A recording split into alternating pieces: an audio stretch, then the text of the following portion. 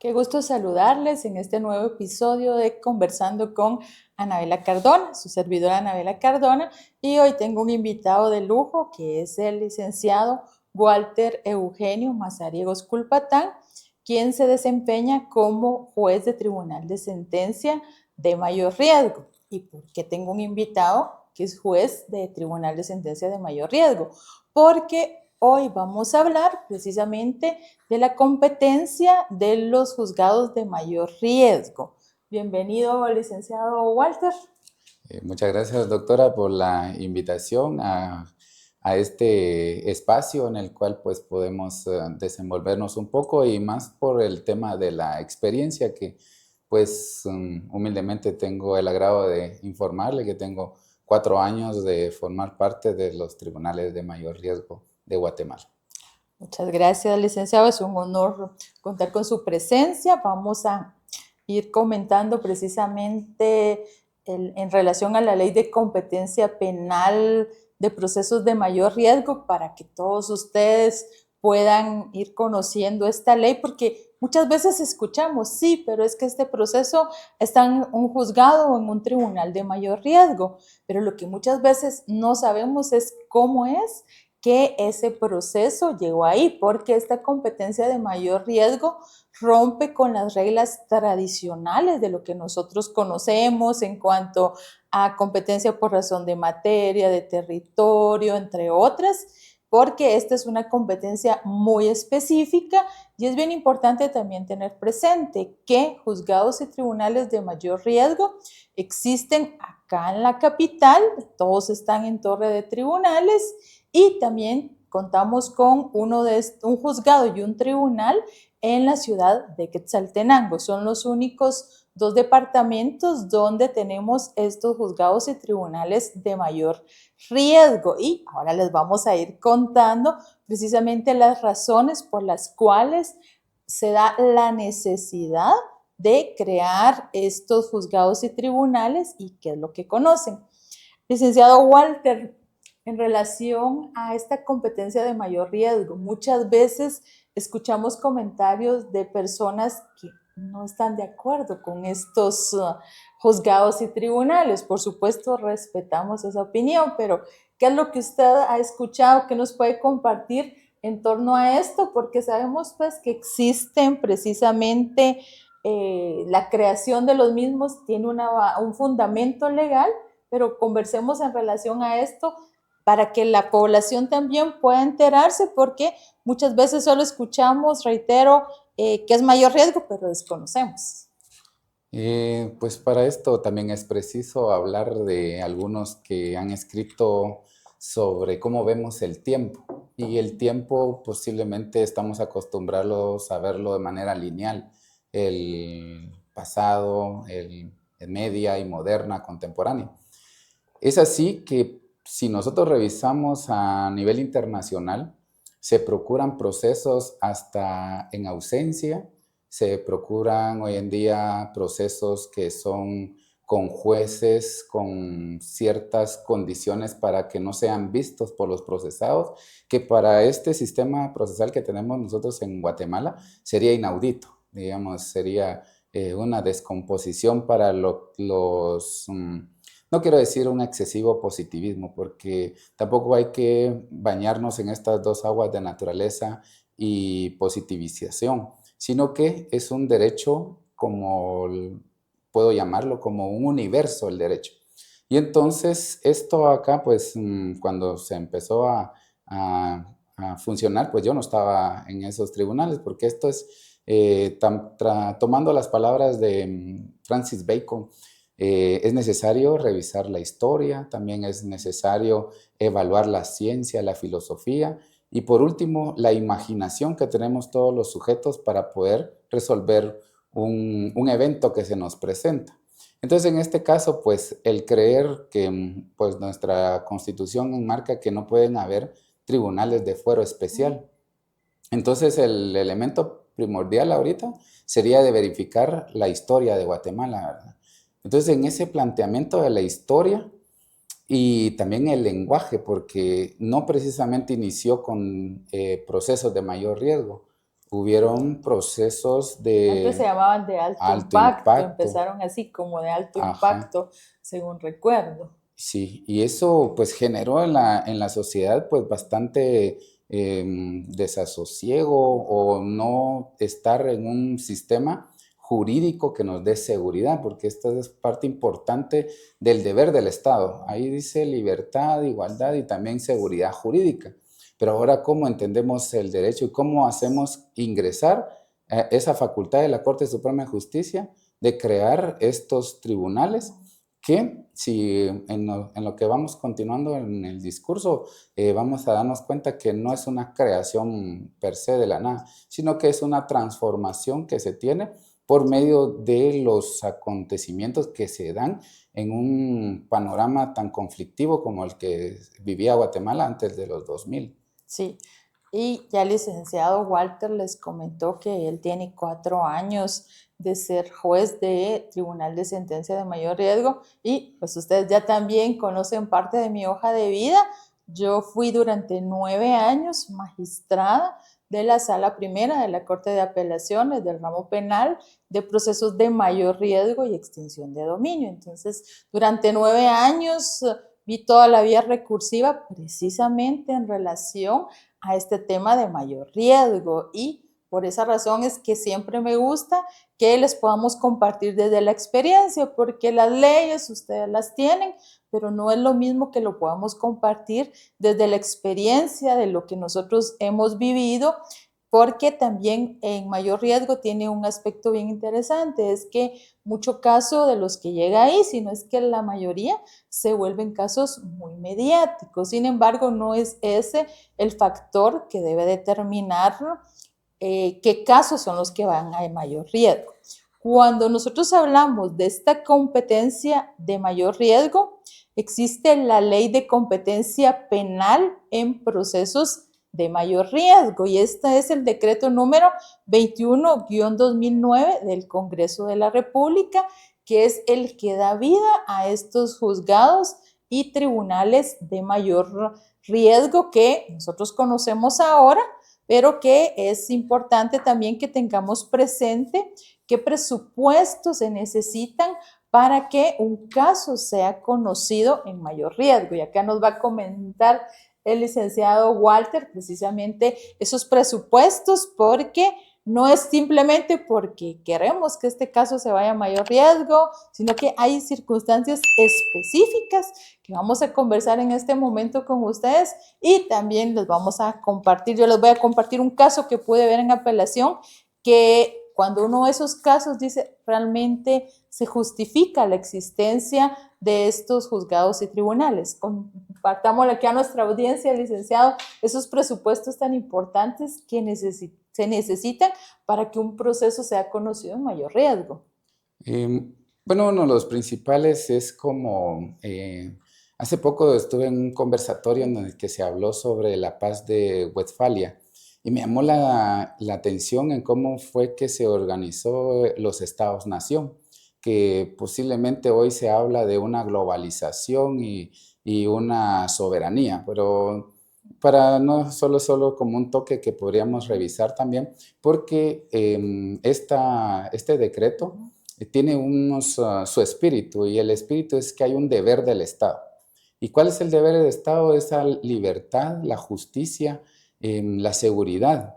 Y luego, si revisamos este convencionalismo difuso que está obligado el sector justicia o el Poder Judicial, manda que tiene que haber independencia. Entonces, esta independencia se logra por medio de la seguridad que tienen los sujetos y funcionarios dentro de la administración de justicia y específicamente en materia penal, porque se da un inicio con los acuerdos de paz desde el 96.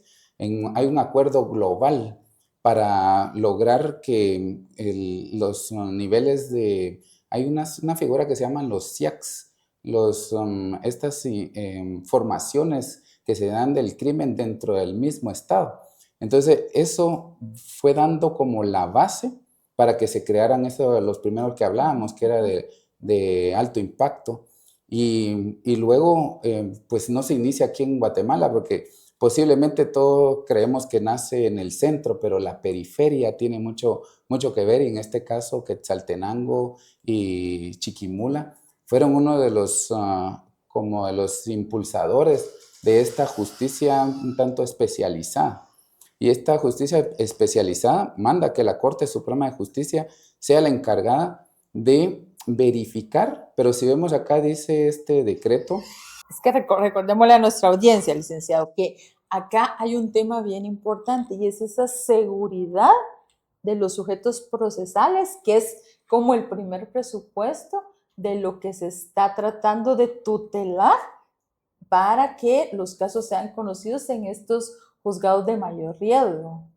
Sí, porque si vemos, estamos hablando de los acuerdos de paz, en el que hay un conflicto armado, 36 años, en los cuales pues puso en el ojo internacional a Guatemala. Y luego viene este tratado de Palermo, por La Convención de Palermo. la Convención de Palermo, porque vienen estos grandes caudales de dinero, ya sea por crimen organizado, lavado de dinero, organizaciones ilegales, trata de personas, que generan grandes cantidades de dinero que pueden llegar a afectar la independencia judicial. Y esta independencia judicial, ya sea por cohechos o por violencia, porque estos grandes capitales también se arman y se vuelven grupos paralelos a la justicia. Sí, sí. Y sabemos que uno de los presupuestos esenciales es precisamente porque estos casos, y vamos a conversar también qué delitos son, porque hay un catálogo de delitos que son los que deben ser conocidos en mayor riesgo, pero el factor indispensable acá es que se debe tomar en consideración la seguridad de los sujetos procesales. Esto incluye al juez, al fiscal, al personal auxiliar y a todos los que tengan que ver con ese proceso, porque se considera que si, por ejemplo, hablemos de un caso concreto, hubiera un caso concreto, por ejemplo, en Petén, allá no se le podría dotar de las condiciones de seguridad a los sujetos procesales, y eso es precisamente un elemento esencial que motivó la creación de esta ley de competencia penal en procesos de mayor riesgo para poder resguardar la integridad física de los sujetos procesales.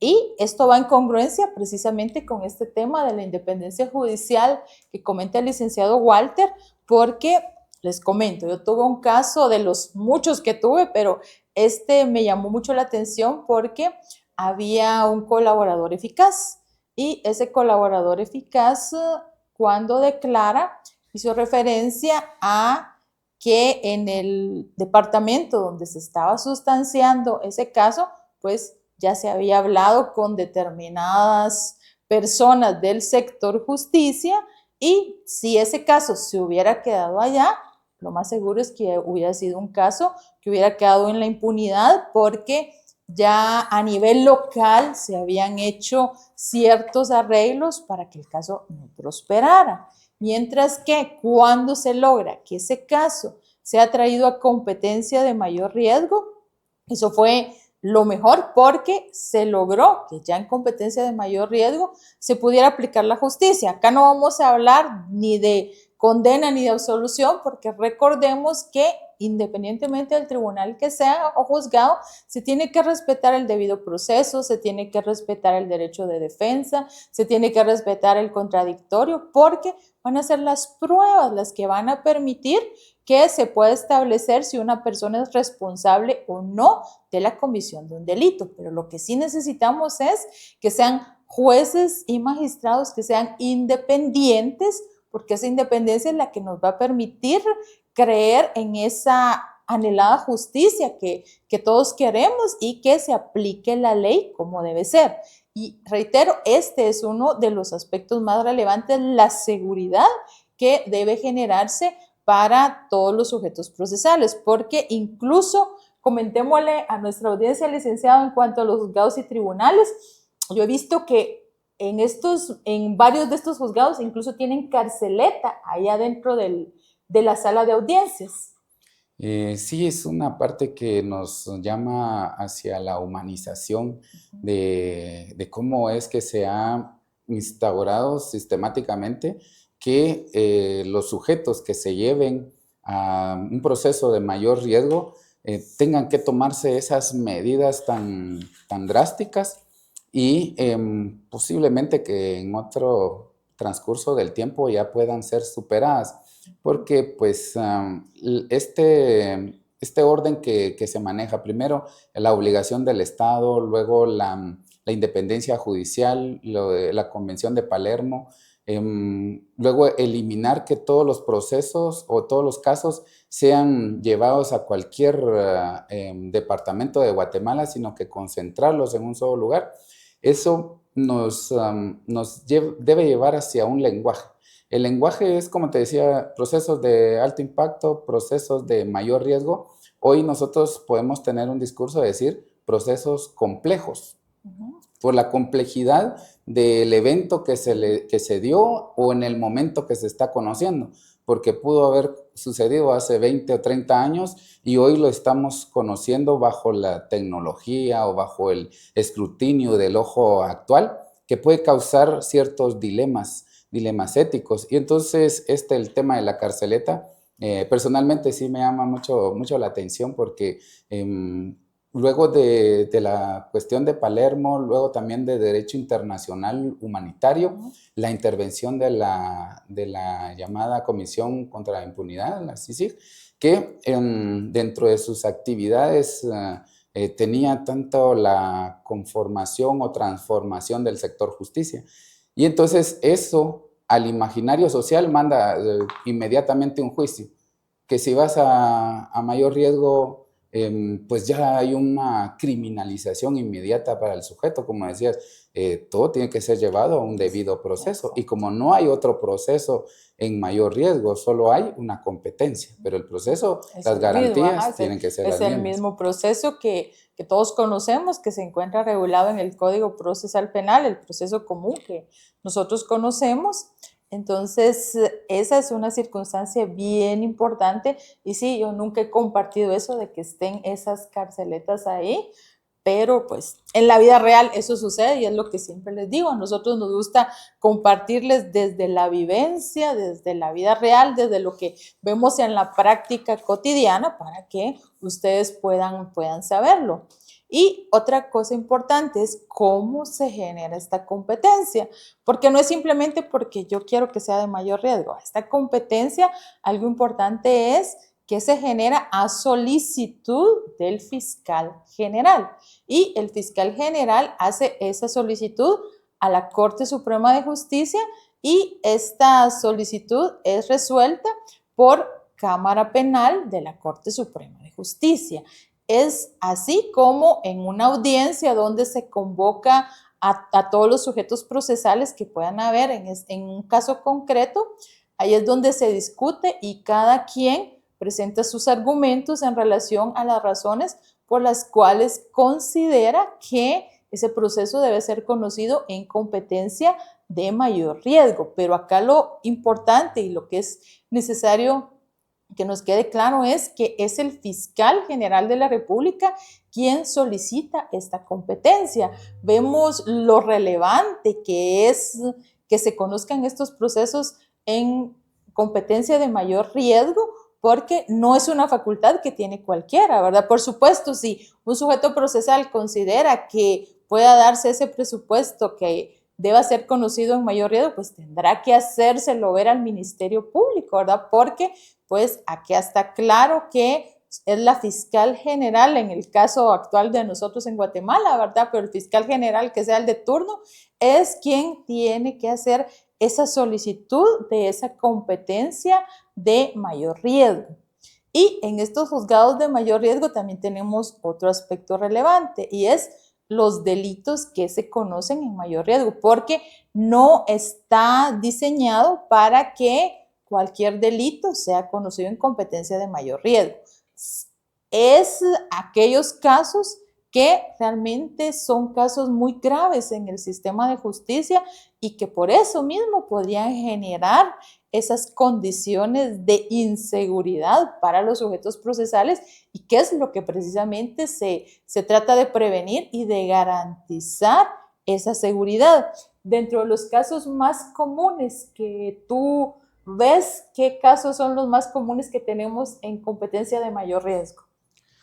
Bueno, aquí pues hay mucha tela que cortar porque es un requerimiento como extraordinario que se hace y hoy pues hasta ha estado en boga no solo por una ley que acaba de ser aprobada por el Congreso, sino que también por los casos que se han suscitado al interior de la República. Entonces es una medida extraordinaria en la cual se requiere por el fiscal, la conoce la Corte Suprema por medio de la Cámara Penal correspondiente y luego hay un pasaje muy bonito que me llama ahí de este decreto, es de que si la negara la Cámara Penal esa vía o ese requerimiento extraordinario, podría existir un recurso de apelación, pero dice el fundamento debe de ser porque el daño que se realice por la vía del procedimiento de mayor riesgo no garantice el pleno ejercicio de los sujetos procesales. Entonces, es como una garantía que lo que pretende la ley es de que se tenga una tutela judicial efectiva y que se resuelva en un plazo razonable, que es lo que pues, cualquier ciudadano común que esté sometido a un procedimiento es lo que quiere para no estar en un, ¿cómo le dicen?, un calvario o un vía crucis que puede darle un nuevo significado al proceso penal, sino que esta vía extraordinaria, si no es apropiada por parte de la Corte Suprema, ahí lo manda en un artículo que debe resolver fundadamente que existe, que es mejor la vía por tribunales ordinarios en el que se debe llevar a cabo el proceso. Ahora, específicamente sí hay una nomenclatura ahí, pero de eso... los que ustedes más comúnmente, para que les compartamos cuáles son los que se ven como más común, porque pues, hay muchos casos, yo vi muchos casos de delincuencia organizada, muchos casos también de mareros, ahora que estás hablando también de la reciente ley, y son casos realmente graves los que se conocen en mayor riesgo, ¿verdad? Sin embargo, pues esto no significa que también, como todo, nos vamos a encontrar muchas veces con casos que no atienden a esta competencia. Y para que lo tengamos presente en esta ley de competencia penal en procesos de mayor riesgo, es el artículo 3 de esta ley el que regula un catálogo de delitos que son los que deben ser conocidos en mayor riesgo siempre y cuando, reitero, se dé esa condición que exista riesgo para los sujetos procesales, que su seguridad se pueda ver amenazada y que por eso es necesario tomar medidas extraordinarias de seguridad. Y eso es muy importante porque este catálogo de delitos permite que se puedan clasificar aquellos y tutelar prácticamente aquellos bienes jurídicos que son tutelados por el derecho penal y que son de mayor relevancia para el ser humano. Sin embargo, también hay en este mismo artículo 3 se hace referencia a los delitos conexos y por esa razón muchas veces nos vamos a encontrar también que en estos casos hay delitos que son bastante sencillos, delitos que nosotros diríamos, este delito no tiene nada que hacer en mayor riesgo. Sin embargo, por ser conexo con alguno de los otros delitos que sí está en esa competencia de mayor riesgo, es que se acepta que el proceso sea tramitado en esta competencia de mayor riesgo. Otra situación compleja que implica el trámite de estos procesos es el tiempo, porque por lo numeroso de los casos, también muchas veces un proceso va a durar meses, un proceso. Y para no irnos tan lejos, acá como el licenciado está en tribunal de sentencia, solo de manera muy breve hago referencia, por ejemplo, una primera declaración. En un caso de mayor riesgo puede durar meses. Y esto no se debe a que no se trabaje, a que no se le dé continuidad al caso, se debe a lo complejo que es, a la cantidad de sujetos procesales que hay. Yo solo les comparto, tuve un caso que nunca creo que ha vuelto a pasar eso, donde era un caso que tuvimos 97 recursos de apelación especial en el mismo proceso, porque por supuesto la cantidad de procesados era muchísima. Comentémosle a nuestra audiencia, Walter, por favor, en relación a cuánto pueden durar estos procesos, porque sabemos que la mayoría duran muchísimo tiempo, para que usted como abogado también se pueda formar la idea, si a usted va a ir a un proceso de mayor riesgo, que de una vez tenga presente que su agenda va a estar llena seguramente por muchos meses y que usted no va a poder atender otros casos. Sí, cuando se inician estos tribunales, tenemos 6 jueces de primera instancia, como 30 y algo, creo yo, de jueces de sentencia, y creo que 2 salas de apelaciones. Entonces, estos procesos y se hicieron análisis para procurar que se diera la verdadera asistencia a un plazo razonable, y la mayoría pues estábamos en ese tema de que el proceso penal ordinario no se adaptaba por el tema de tener 200 de las pandillas, ¿verdad? Ya sea Mara 18 o MS, estaban todos acumulados en un proceso, bueno, varios procesos, pero cuando me tocó uno de 200, dije, oye, ¿ahora qué hacemos, verdad? Entonces, yo llegué a la conclusión de que es cuestión de lenguaje también, porque cuando se inicia la audiencia, pues ahí se está dando ya como una interrupción. Es como cuando dice dictar la sentencia en un plazo de 5 días. Y tenemos... y eso es bien, ese es un aspecto bien interesante, porque la ley nos da presupuestos, pero no se previó que en cuanto a tiempos también debió mejorarse. Esos 5 días no alcanzan cuando es un proceso de mayor riesgo. ¿Qué vicisitudes tienen ustedes que enfrentar precisamente en cuanto al tema de estos plazos? Y también como pueden verificarse en redes, porque casi que los procesos de mayor riesgo son bastante televisados. Y ahí se ve hasta cómo la dinámica que tiene presidente y vocales, porque recordemos que somos 3 mentes ahí y que posiblemente alguien no está de acuerdo en cerrar inmediatamente el debate porque ya piensa y ahora no tengo el panorama completo, ¿verdad? Y entonces venimos pues a buscarle en la ley para poder confrontar. Pero aquí hay un pasaje importante que se da a nivel del convencionalismo, porque en el cual dice que aunque sea difuso, hay una obligación para verificar la mejor forma para dignificar al sujeto que está siendo procesado.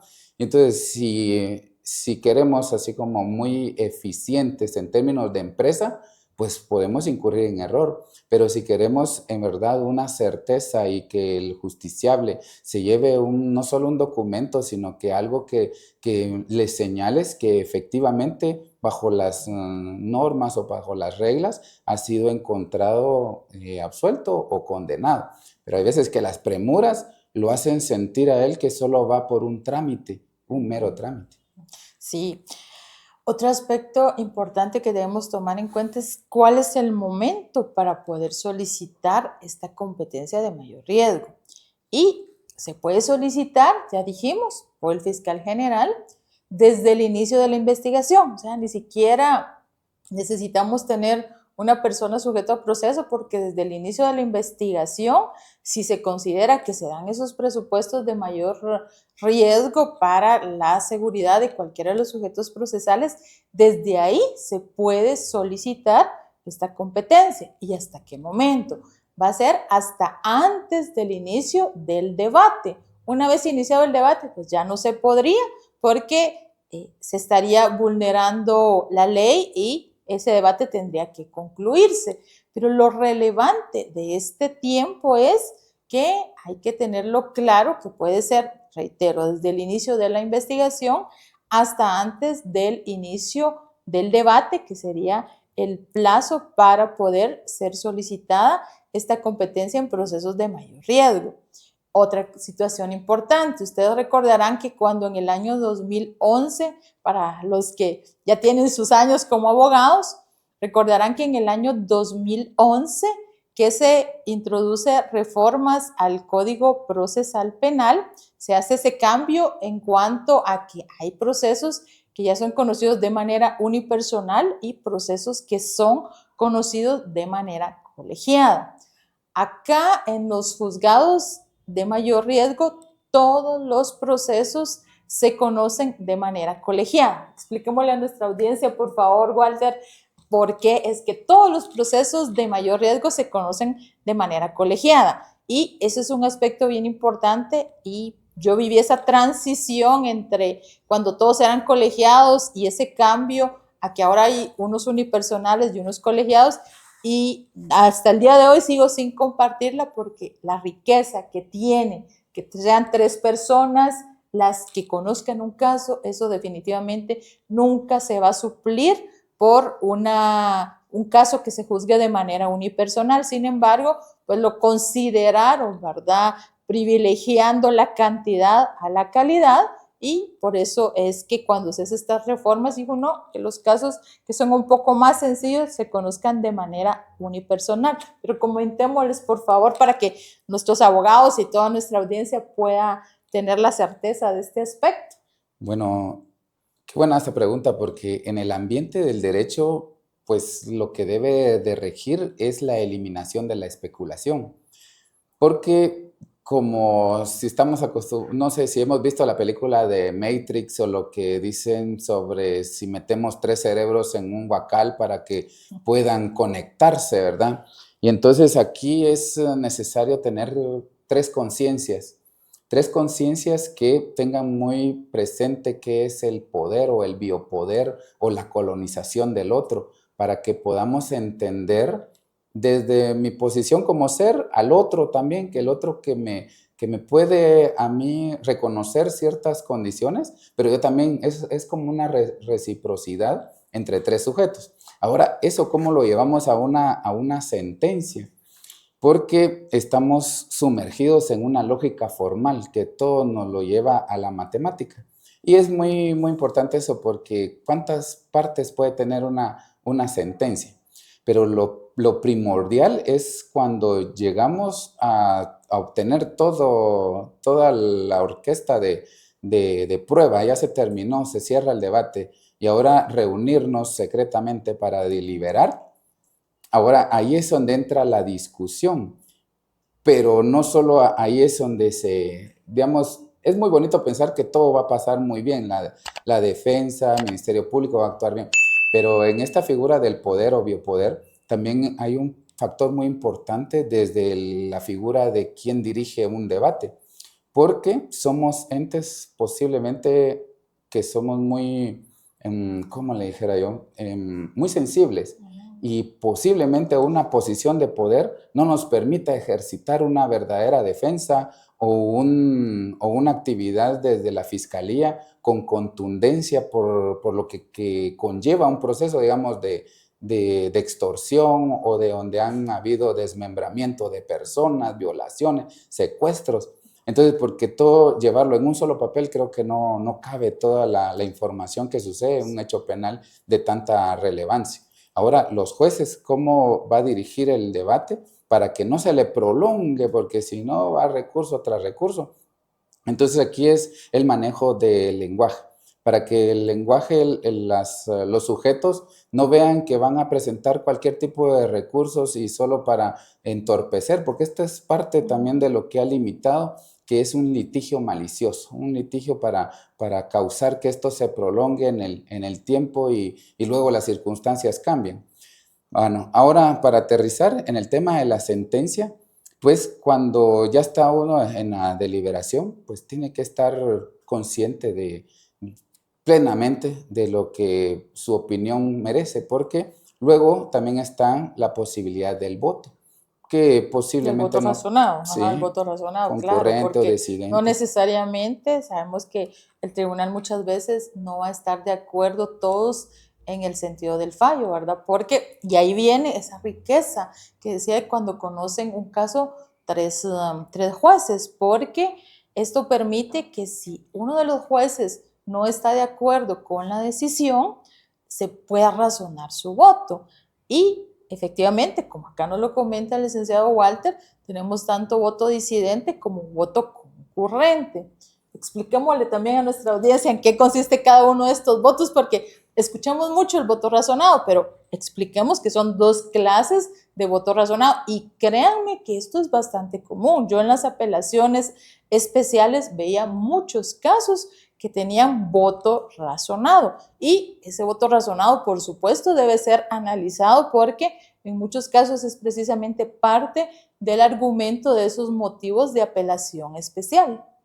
Sí, es un enfoque bastante bueno porque como no pensamos de manera igual, no tenemos la misma historia, no tenemos hasta elementos culturales o de idiosincrasia que nos van separando, pero hay un elemento que se llama el sentido de justicia.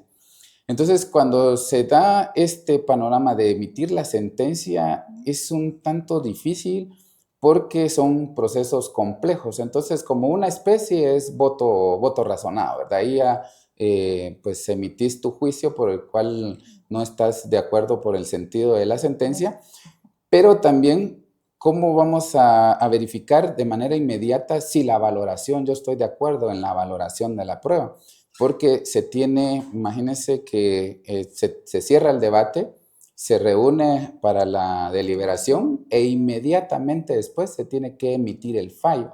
Y cuando tenemos, no sé, 50 peritos, más de 100 testigos, tenemos documentales de cajas, entonces, para verificar que efectivamente sea la valoración que yo creía, no puedo decir que voy a emitir un voto disidente, porque pues puedo estar de acuerdo con la prueba, pero no puedo estar de acuerdo en el sentido de la sentencia. Entonces, por lo regular, pues yo manejo más el voto razonado como parte general. Y ya después yo hago mis valoraciones de toda la prueba porque no me convenció toda o porque sí me convenció toda la prueba. Entonces ahí es como más a lo genérico por el tema de que se privilegia ¿cómo se llama? La temporalidad o ¿cómo se llama? Un plazo razonable para emitir la sentencia.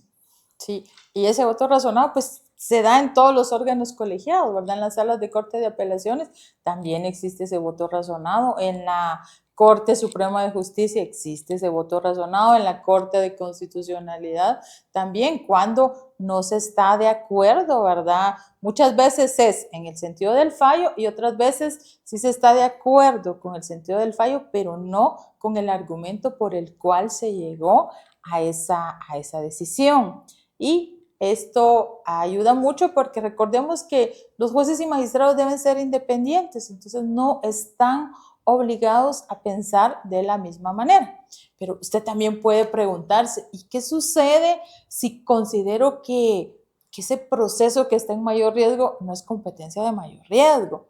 Para los que constantemente ven mis live, y los invito para que me puedan seguir en redes como Anabela Cardona, tanto en Facebook como en TikTok. Constantemente ahí publicamos contenido jurídico y también con frecuencia hago live.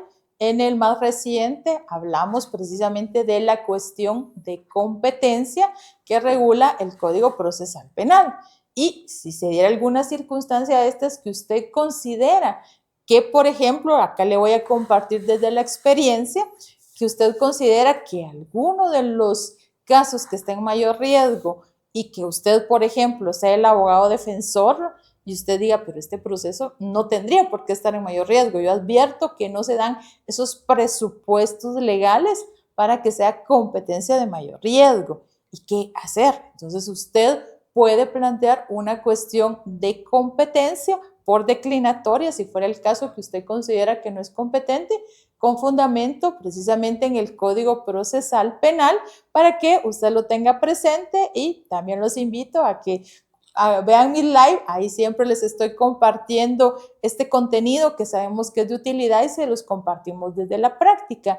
Y esa cuestión de competencia es apelable de conformidad con el artículo 404 del Código Procesal Penal. Deriva de ahí que conocí muchas apelaciones precisamente por esta cuestión de competencia, porque en muchos casos se argumentaba que los delitos que se estaban conociendo en mayor riesgo no eran competencia de mayor riesgo. Y déjenme contarles también que tuvimos un caso de esa manera en el que se declaró con lugar esa cuestión de competencia porque efectivamente al establecer ni desde la investigación ni durante el curso del proceso y ya iba cercano a la etapa de debate cuando fue presentada, estaba ya en la etapa intermedia y en ningún momento habían sido estas personas ni ligadas a proceso, ni por reforma de auto de procesamiento, ni por apertura a juicio, por algún delito de los que están regulados como competencia de mayor riesgo. ¿Y qué casos? Porque dejamos esta pregunta en el aire. ¿Cómo vamos a saber qué casos son de mayor riesgo? No, perdón, ¿cuáles son los que se van a conocer de manera unipersonal y cuáles son los que se van a conocer de manera colegiada? Pues todos los que sean de competencia de mayor riesgo se van a conocer de manera colegiada. Por eso es que todos los que nosotros vemos mediáticamente, vemos en televisión todos esos procesos de mayor riesgo, se conocen de manera colegiada. Y aquellos que no estén incluidos en esa competencia de mayor riesgo son los que se van a conocer de manera unipersonal. Y por eso es que vemos también que en muchos casos, por ejemplo, la extorsión, vemos que se conoce de manera unipersonal. Pero si, por ejemplo, esta extorsión se tratara de algún caso que está conociéndose como delincuencia organizada y que se considera que es necesaria esa competencia de mayor riesgo y la misma es aceptada, entonces ahí sí se va a conocer en competencia de mayor riesgo de manera colegiada. Entre esta competencia que tenemos de mayor riesgo encontramos delitos como taxativamente estipulados, ¿verdad? Tenemos delitos como el genocidio, tenemos el asesinato, trata de personas, el plagio, secuestro, entre otros, delitos regulados en la ley contra la delincuencia organizada, delitos regulados en la ley contra la narcoactividad, entre otros, que el presupuesto va a ser que aunado a que sean estos delitos, se dé esa competencia de mayor riesgo derivado, reitero, de esa seguridad que se necesita garantizar para los sujetos procesales. Así que ya lo sabes, si no es competencia de mayor riesgo, por esa razón lo va a conocer un juez unipersonal, es la manera en que se le ha denominado a cómo se conocen estos procesos. Y en relación, licenciado Walter, a estos casos, ¿de cuál que tú te recuerdes en cuanto a duración? ¿Cuál es el que más tiempo les ha llevado? Podemos decir que tardó 1 año, 10 meses, no sé cuánto es el tiempo que tú tienes presente que duró uno de estos procesos de los más que podamos ejemplificarle acá a nuestra audiencia. Y pues el más paradigmático para mí es el de violaciones a derechos humanos en cuanto al derecho internacional humanitario, porque se procesan a varias personas y no solo varias personas, sino que también de hechos que sucedieron hace 30 años, estamos hablando del 1980, y entonces se están conociendo en la actualidad y la prueba que se tiene, recordemos que el INASIF, antes los procesos eran por puras declaraciones testimoniales. En cambio ahora pues ya tenemos al Instituto de Ciencias Forenses, en el cual pues ya provee de ese recurso científico. Y entonces se vuelven procesos bastante pues voluminosos, tanto por testigos, por peritos, también por documentales, también por informes, por testigos técnicos. Y toda esa situación se ha hecho procurar, no solo han sido también participativos, porque también están instituciones de sociedad civil, querellantes y víctimas, y así también los procesados, que son varios. Entonces la demora es bastante como latente, y también recordemos que los jueces no son como robots que no se enferman. También posiblemente uno dice no quiere pasar el 11º día para la siguiente audiencia, pero sí se dan casos en los cuales pues hay que privilegiar ciertas condiciones, que el proceso no se caiga abajo. Entonces sí nos ha llevado un proceso de esos de cuanto a derechos humanos unos 10 meses, así sencillamente, porque hubo un último que se planteó un amparo que fue retirada la competencia. Entonces ella llevaba un año también en el juzgado. Sí, así que ella sabe que pueden ser meses los que pueda durar uno de estos debates, y pues no hablemos solo de debate, también de las audiencias de etapa preparatoria o etapa intermedia, porque es muy común que dure meses una de estas audiencias. Y para que usted lo tenga bien presente, está el Acuerdo 29-2011 de la Corte Suprema de Justicia. Reitero, Acuerdo 29-2011 de la Corte Suprema de Justicia, que es el que establece esa clasificación de delitos y de competencia de conformidad con la reforma procesal contenida en el decreto 7-2011 del Congreso de la República, que era precisamente el que les estaba comentando, que es a partir de ahí cuando se crean esta división y que ya se pueden conocer de manera unipersonal muchos de los casos. Entonces ya sabe que si usted tiene una duda también, si se va a conocer de manera unipersonal o de manera colegiada, porque eso es importante como profesionales, que hagamos hasta esa consulta, ¿verdad? No basta con que nos notifiquen, nos dijeron es unipersonal o es colegiado, tengamos nosotros también esa certeza de la razón por la cual ese proceso se va a conocer de manera unipersonal o de manera colegiada, y para eso podemos recurrir al acuerdo número 29-2011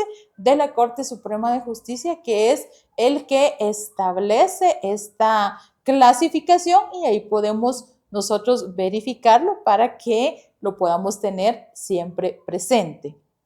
Y en cuanto a tu experiencia personal como juez de mayor riesgo, que implica en cuanto al tema del cambio de vida, yo lo puedo compartir desde mi experiencia de 9 años en una sala de mayor riesgo, que por supuesto muchas veces se olvida que somos seres humanos, que tenemos una vida fuera de esa judicatura o de esa magistratura. Eso suele olvidarse, pero al menos a mí me pasó. Yo tuve casi que aislarme del mundo esos 9 años, porque precisamente el tipo de casos tan mediáticos y tan complejos imponía esa circunstancia, y no me arrepiento de ello, porque eso me permite hoy estar tranquila, poder andar con mi frente en alto donde sea, porque pues me dediqué a ese tema. ¿Qué implica para la vida de un juez estar en un juzgado o un tribunal de mayor riesgo? Porque definitivamente cambia la vida, no es lo mismo que estar en un juzgado o un tribunal ordinario. Cuéntanos cómo ha incidido esto en tu vida personal, pues porque la profesional ya sabemos, pero somos seres humanos también. Pues qué bonita pregunta, porque la reflexión me llama inmediatamente a pues, mencionar mi alma mater, la Universidad de San Carlos, en el eslogan que dice "Id y enseñar a todos", y grande entre las del mundo. También llamar a una universidad que es la Mariano Galvez, que dice "conocerás la verdad, y esa verdad te hará libre". Entonces, el tema es que somos una sociedad que en un pasaje de Simón Bolívar le dice a un francés: "Déjanos vivir nuestra edad media", porque pues a la par de países como China o Inglaterra, o hablando un poco de Europa, pues nosotros haciendo una relación matemática podríamos decir que estamos en una edad de pubertos de 16 años, por la fecha desde nuestra independencia para estos días. Y entonces viendo los casos, ¿verdad? De mareros y de pues crimen organizado, lavado de dinero, trata de personas, el crimen organizado, el narcotráfico, te hacen reflexionar y ver las estadísticas de día a día. Me llama la atención un poema que dice, sueñan las pulgas en comprarse un perro. ¿Y por qué? Y hay un libro también que se llama Las venas abiertas de Médico lo tiene. Latinoamérica, en el cual pues tiene su contraposición que dice el idiota latinoamericano. Entonces, bajo estas literaturas me pongo a pensar, Guatemala tiene promedio de 20 muertos por semana, 4,000 muertos al año, en el cual si nosotros pues buscamos la caja en la cual nos protejamos, podemos tener hasta el riesgo más latente. Y no hay, como lo que decía al un inicio, como el llamado a la Universidad de San Carlos, de ir y enseñar a todos, y el otro de la verdad. Y la verdad es que hay una difícil situación de vivir. No quiero ser muy pesimista acá al público que nos ve, pero nosotros vamos haciendo nuestra vida y esa vida genera una reputación.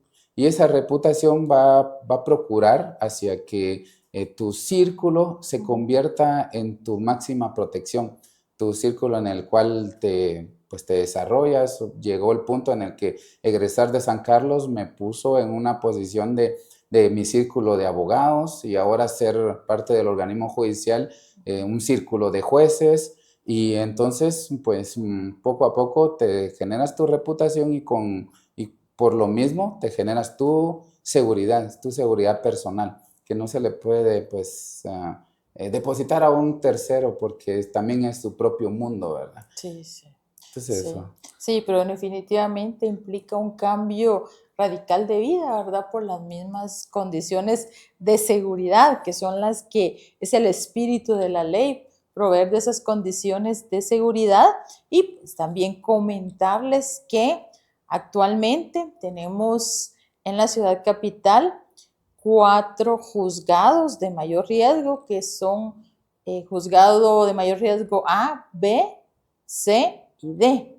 Mientras que tribunales de mayor riesgo tenemos tribunal A, B, C, D y E. Tenemos 5 tribunales y 4 juzgados en este momento. Por supuesto, esto no siempre fue así. Inicialmente solo era el del grupo A, luego fue la necesidad de irlos incrementando, surgió el B y así sucesivamente. Igual en salas de corte de apelaciones, yo ingreso a sala de corte de apelaciones en el año 2014, éramos la única sala de mayor riesgo y extinción de dominio. Sin embargo, derivado de la cantidad de casos, la cantidad de juzgados y tribunales, pues definitivamente fue necesaria también la creación de otra sala de corte de apelaciones y hoy en día existen 2 salas de corte de apelaciones con competencia para conocer estos procesos de mayor riesgo y, reitero, también 4 juzgados y 5 tribunales y, para que usted lo sepa, todos estos órganos jurisdiccionales están ubicados en torre de tribunales. Ahí, si usted necesita ir a consultar algo que sea relacionado con mayor riesgo, sabe que tiene que ser en torre de tribunales y pues también tenemos un juzgado y un tribunal en Quetzaltenango que pues también se ubican en el edificio de tribunales de Quetzaltenango para que lo pueda tener presente y si usted necesita hacer una gestión, sea en Ciudad Capital o en Quetzaltenango, donde se tenga que verificar esta circunstancia donde pueda estar su caso. Y también tengamos presente que esta competencia de mayor riesgo, si por ejemplo se da la audiencia y Cámara Penal dispone, bueno, que disponga que es de competencia de mayor riesgo o que disponga que no es de competencia de mayor riesgo, en atención a los sujetos procesales que están, esta va a ser apelable y esa apelación la va a conocer el Pleno de la Corte Suprema de Justicia, quien tendrá que decidir esta circunstancia. Ustedes recordarán un caso muy mediático que sigue en boga, que es el caso de la señorita Melissa Palacios, que ha sido muy mediático este tema y que actualmente se encuentra precisamente en esta competencia de mayor riesgo. Y casos como estos son los que tenemos ese mensaje de que estos juzgados y tribunales sí son necesarios. Lo importante es que haya una debida selección, qué casos deben ser conocidos en mayor riesgo para que de verdad se conozca aquellos casos que realmente ameritan que sean conocidos en estos juzgados, porque si no se hace una debida selección, pues nos vamos a encontrar con casos que no se hizo una debida clasificación y que están en mayor riesgo y pudieron haber sido conocidos en juzgados o tribunales ordinarios. Así que muchas gracias, licenciado Walter, un honor haber conversado con usted acá en este tema tan importante como es la competencia de mayor riesgo. Desearle siempre muchos éxitos, que Dios los guarde, les dé mucha sabiduría para seguir en esa importante labor y dejo para que se pueda despedir de nuestra audiencia. Bueno, externar una invitación porque todo acto de la administración es público y los tribunales de mayor riesgo, específicamente el Tribunal A, pueden abocarse a Secretaría para verificar los días de audiencia y pueden participar como público y que va a ser de bastante importancia porque es mucho el significante que se lleva. Porque a pesar de que solo se tenga se tienen leyes y se pueden procurar muchas leyes, pero no hay como la experiencia. Entonces, la invitación para que puedan comparecer y verificar una audiencia como un acto de la administración pública. Muchas gracias. Sí, muchas gracias por esa invitación, qué importante, porque hay mucho estudiante y mucho profesional.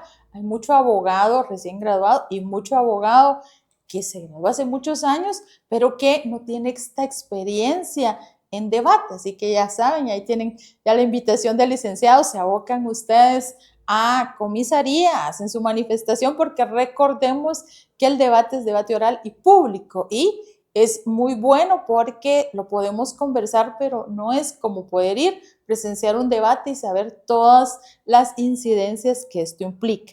Así que los esperamos en el siguiente episodio. Siempre es un gusto poder conversar con ustedes y por favor compartan este contenido, denle like y en sus comentarios también háganos saber qué otros temas son de su interés para que nosotros podamos abordar esos temas. Siempre trato de traerles invitados de calidad, les voy a estar trayendo otros jueces de diversas materias para que podamos conversar desde este ámbito de la vida diaria, de la práctica, para que podamos seguir contribuyendo a la formación de todos y recordemos que el derecho es cambiante y por lo mismo nosotros también debemos estar actualizándonos y preparándonos constantemente. Nos vemos en el siguiente episodio.